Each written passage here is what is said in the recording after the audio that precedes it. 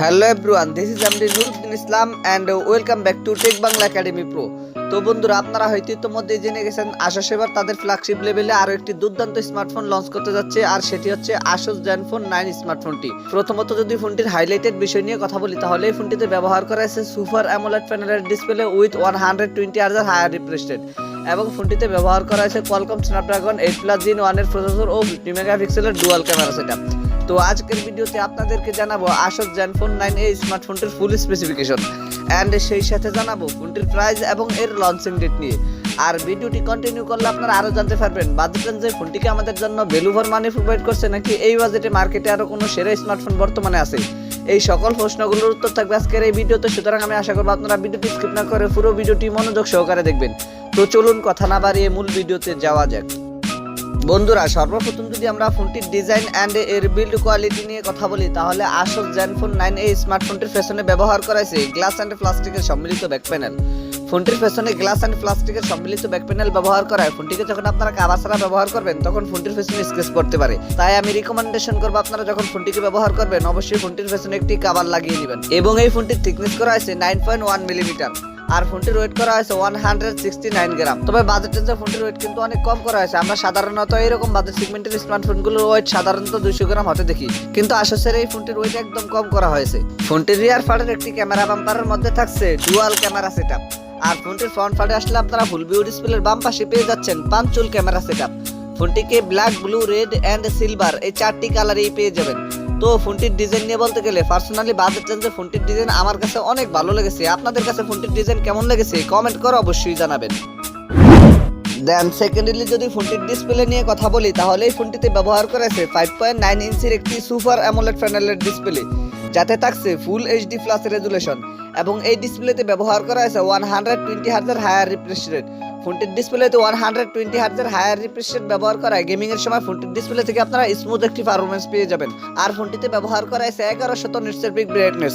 ফোনটির ডিসপ্লেতে 1100 নিটসের pick brightness ব্যবহার করায় ফোনটিকে আপনারা লো লাইটে ইজিলি ব্যবহার করতে পারবেন, কিন্তু সানলাইটে ব্যবহার করার সময় ফোনটির ডিসপ্লে থেকে কিছুটা আলোর ঘাটতি ফেস করতে হবে।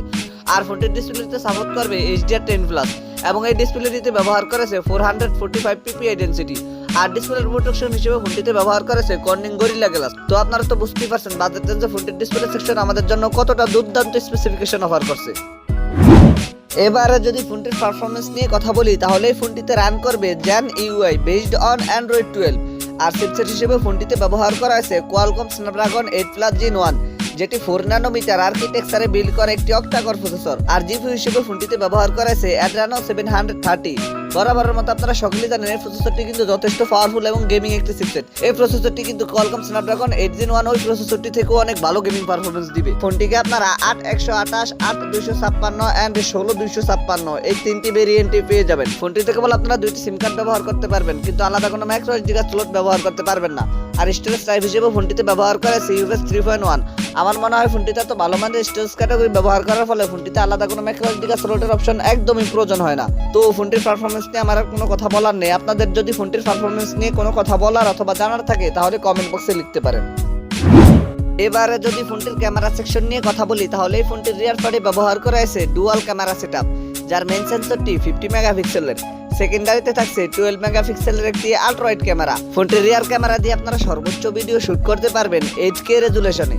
আর সেলফি ক্যামেরা হিসেবে ফোনটিতে ব্যবহার করা হয়েছে 12 মেগাপিক্সেলের একটি ওয়াইড ক্যামেরা। ফোনটির সেলফি ক্যামেরা দিয়ে আপনারা সর্বোচ্চ ভিডিও শুট করতে পারবেন 4K রেজুলেশনে। এবারে যদি ফোনটির ব্যাটারি এন্ড এর চার্জার নিয়ে কথা বলি তাহলে এই ফোনটিতে ব্যবহার করা হয়েছে 4300 মিলিঅ্যাম্পিয়ার একটি ব্যাটারির সাথে 30 ওয়াটের একটি ফাস্ট চার্জার। তবে ফোনটিতে এই সুবিশাল ব্যাটারির জন্য অন্তত পক্ষে 50 ওয়াটের একটি ফাস্ট চার্জার দেওয়া দরকার ছিল। ফোনটির ব্যাটারি মিলিঅ্যাম্পিয়ার কিছুটা কম হওয়া সত্ত্বেও ফোনটি থেকে কিন্তু আপনারা একটি ভালো মানের ব্যাটারি ব্যাকআপ পেয়ে যাবেন, কারণ এতে ব্যবহার করেছে 4 ন্যানোমিটারের একটি চিপসেট। এছাড়া সিকিউরিটি হিসেবে ফোনটিতে থাকছে সাইড মাউন্টেড ফিঙ্গারপ্রিন্ট। তবে ফোনটিতে এইরকম বাজার সেগমেন্টে সাইড মাউন্টেড ফিঙ্গারপ্রিন্টটি ব্যবহার না করে অন্তত পক্ষে আন্ডার ডিসপ্লে ফিঙ্গারপ্রিন্ট ব্যবহার করা দরকার ছিল। আর ফিচার হিসেবে ফোনটিতে প্রায় সকল ধরনের ফিচারই থাকছে, যেমন audio Jack 3.5mm, Bluetooth 5.2, USB Type-C port 2.0, wifi 802.11 NFC সহকারে থাকছে GPS। ফোনটির আকর্ষণীয় বিষয় যেটি রয়েছে এই ফোনটিতে কিন্তু আপনারা 3.5mm অডিও জ্যাকটি পেয়ে যাচ্ছেন। আমরা সাধারণত বর্তমানে অনেক ফোনে ফ্ল্যাগশিপ লেভেলে 3.5mm অডিও জ্যাকটি দেখতে পাই না, কিন্তু আসুসের এই ফোনটিতে আপনারা 3.5mm অডিও জ্যাকটি পেয়ে যাচ্ছেন। ফোনটির প্রাইস অ্যান্ড এর লঞ্চিং ডেট নিয়ে কথা বলতে গেলে এই ফোনটির প্রাইস হতে পারে ইন্ডিয়াতে 70,000 রুপির মতো, আর বাংলাদেশি বাজারে এই ফোনটির প্রাইস হতে পারে প্রায় 80,000 টাকার মতো। আর ফোনটি বাংলাদেশি বাজারে অফিসিয়াল ভাবে লঞ্চ হবে না, যদি ফোনটি বাংলাদেশি বাজারে লঞ্চ হয় তাহলে আনঅফিসিয়াল ভাবে লঞ্চ হতে পারে। সো এই ছিল আমাদের আজকের ভিডিও। আশা করি আপনাদেরকে আসছ Zenfone 9 এই স্মার্টফোনটি সম্পর্কে মোটামুটি একটি ভালো ধারণা দিতে পেরেছি। এরপরে যদি আপনাদের কোনো সমস্যা থেকে থাকে তাহলে কমেন্ট বক্সে জানাতে পারেন, আমি চেষ্টা করবো আপনাদের কমেন্টে রিপ্লাই দেওয়ার জন্য। আর যদি মনে হয় ভিডিওটি থেকে একটু উপকৃত হয়েছেন তাহলে ভিডিওটিতে একটি লাইক দিয়ে দিবেন, ভিডিওটি বন্ধুদের মাঝে শেয়ার করে দিবেন। Anyway, thank you so much for watching this video. দেখা হচ্ছে খুব শীঘ্রই নতুন কোনো ভিডিওতে নতুন কিছু নিয়ে। চিল দেন, টেক কেয়ার, আসসালামু আলাইকুম।